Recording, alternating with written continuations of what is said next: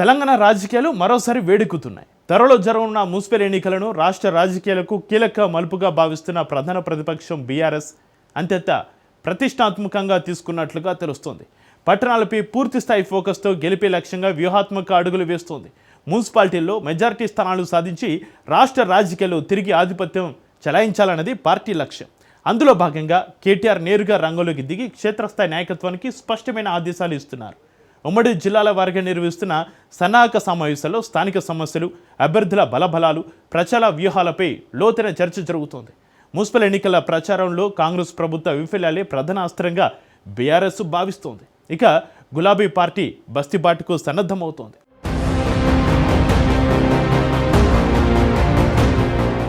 తెలంగాణలో త్వరలో మున్సిపల్ ఎన్నికల నగారం మగునున్న నేపథ్యంలో బీఆర్ఎస్ అధినేత కేసీఆర్ ఆదేశాల మేరకు పార్టీ వర్కింగ్ ప్రెసిడెంట్ కేటీఆర్ ఎన్నికల వ్యూహాలకు పదును పెడుతున్నారు. పొరపూరులో గులాబీ జెండా ఎగరవేయడమే లక్ష్యంగా జిల్లాల వారీగా సన్నాహక సమావేశాలు నిర్వహిస్తూ శ్రేణులను సమాయత్తం చేస్తున్నారు. కాంగ్రెస్ ప్రభుత్వం పట్టణంలో కొత్తగా ₹1 కూడా ఖర్చు చేయలేదని, మున్సిపాలిటీలు సమస్యలకు కేరాఫ్గా మారాయని విమర్శించారు. కాంగ్రెస్ పార్టీ పాలనతోటి విసిగిపోయిన ప్రజలు బీఆర్ఎస్ వైపు చూస్తున్నారని చెప్పారు. పంచాయతీ ఎన్నికల ఫలితాల స్ఫూర్తితో మున్సిపల్ ఎన్నికలకు సర్వసన్నద్ధం కావాల్సిన సమయం ఆసనమైందని కేటీఆర్ పిలుపునిచ్చారు.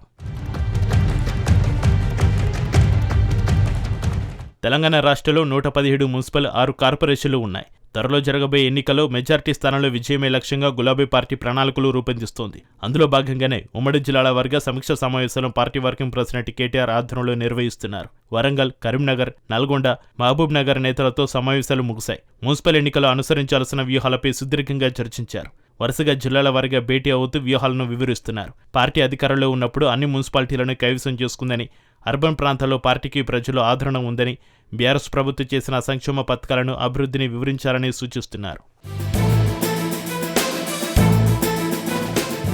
సంక్రాంతి పండుగ తర్వాత బస్తీబాట పేరుతోటి అర్బన్ ప్రాంతాల్లో పర్యటించాలని బీఆర్ఎస్ భావిస్తోంది. బీఆర్ఎస్ హయాంలో చేసిన అభివృద్ధి, సంక్షేమం గురించి ప్రజలకు తెలియజేయాలని యోచిస్తోంది. కాంగ్రెస్ ఎన్నికల సమయంలో ఇచ్చిన 6 గ్యారంటీలు, హామీలు, ఇరిగేషన్ ప్రాజెక్టుల విషయంలో అనుసరిస్తున్న విధానంపై ప్రజలకు వివరించాలనే ప్రయత్నంలో ఉంది. నిరుద్యోగ భృతి ఇవ్వకపోవడం, ఉద్యోగ నోటిఫికేషన్లు రాకపోవడం తదితర అంశాలతో పాటు ప్రభుత్వ వైఫల్యాలపై కరపత్రాలు ముద్రించి ఇంటింటికి పంపిణీ చేసేందుకు ప్రణాళిక సిద్ధం చేస్తోంది. 2 ఏళ్లలో ప్రభుత్వం అనుసరించిన విధానం, వైఫల్యాలను చెప్పేందుకు సిద్ధమయ్యారు.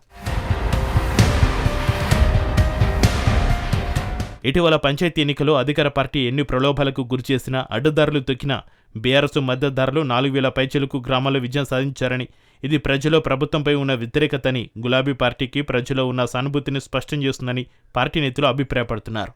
రాష్ట్ర ప్రజలు ప్రాంతాలకు అతీతంగా పార్టీ వైపు చూస్తున్నారని, మళ్లీ పూర్వ వైభవం తెచ్చేందుకు సైనికుల్లా పనిచేయాలని నేతలకు పార్టీ ఆదేశాలు జారీ చేస్తోంది. రాష్ట్రంలోని అన్ని మున్సిపాలిటీల్లో డివిజన్ల వారీగా పార్టీ ఇన్ఛార్జీలను నియమించాలని ఆయా జిల్లాలకు చెందిన మాజీ మంత్రులు, ఎమ్మెల్యేలు, మాజీ ప్రధాన ప్రతినిధులకు అధిష్టానం సూచనలు చేసింది. ప్రతి డివిజన్కు ఒక ఇన్ఛార్జిని నియమించి గెలుపు బాధ్యతలు అప్పగించాలని, అదేవిధంగా యాక్టివ్గా పనిచేసే నేతలను గుర్తించి వారికి సైతం బాధ్యతలు అప్పగించాలని, వారిపై పర్యవేక్షణ చేయాలని ఆదేశాలు జారీ చేసింది. పార్టీని మరింతగా ప్రజల్లోకి తీసుకెళ్లే బాధ్యత నేతలదేనని ఉమ్మడి జిల్లా నేతల సమీక్ష సమావేశంలో తేల్చి చెప్పారు.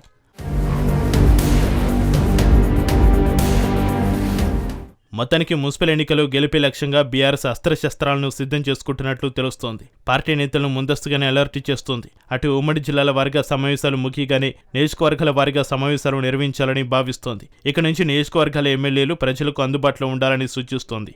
మాజీ ఎమ్మెల్యేలు సైతం నియోజకవర్గాల్లో అందుబాటులో ఉండాలని, లేకుంటే వచ్చే ఎన్నికల్లో టికెట్లు లేనట్లేననే సంకేతాలు ఇస్తోంది. కొల్లాపూర్ మాజీ ఎమ్మెల్యే హర్షవర్ధన్ రెడ్డి నియోజకవర్గ ప్రజలకు అందుబాటులో ఉండాలని కేసీఆర్ చురకలు అంటించారు. ప్రజల వ్యతిరేకత ఉన్నవారికి ఈసారి టికెట్ కట్ చేయాలని బీఆర్ఎస్ భావిస్తోంది.